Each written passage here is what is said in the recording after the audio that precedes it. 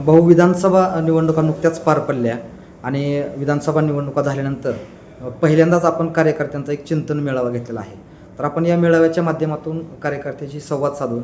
नेमका काय निर्णय घेतलेला आहे किंवा काय चर्चा झाली आजच्या मेळाव्यामध्ये? मुळातच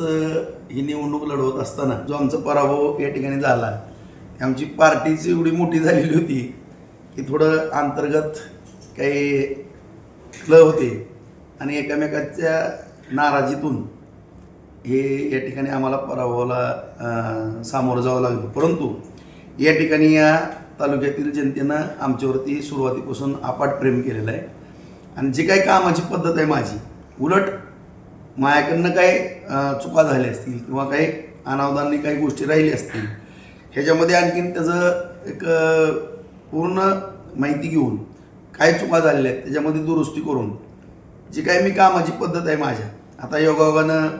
माननीय नरेंद्र मोदी साहेबांच्या मार्गदर्शनाखाली केंद्र सरकार पण आहे,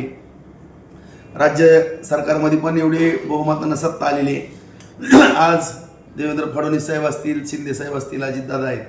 या तिघांबरोबरही माझे सोलोख्याचे संबंध आहेत चांगले, सगळ्यांनाच माहिती आहे आणि अत्यंत चांगल्या पद्धतीनं त्यांचं सहकार्य मला लाभतं आहे. त्यामुळं जी कामाची माझी पद्धत आहे त्याच्यामध्ये आणखीन दुप्पट वाढ होऊन ज्या ज्या काही गोष्टी मला शक्य आहेत त्या तालुक्याच्या हिताच्या, त्या सगळ्या गोष्टी पूर्ण करण्याच्या दृष्टिकोनातून रात्रीचा दिवस करून आणखीनही मेहनत घेऊन या तालुक्यातल्या जनतेची मनं जिंकण्याचा मी निश्चितपणानं प्रयत्न करेन.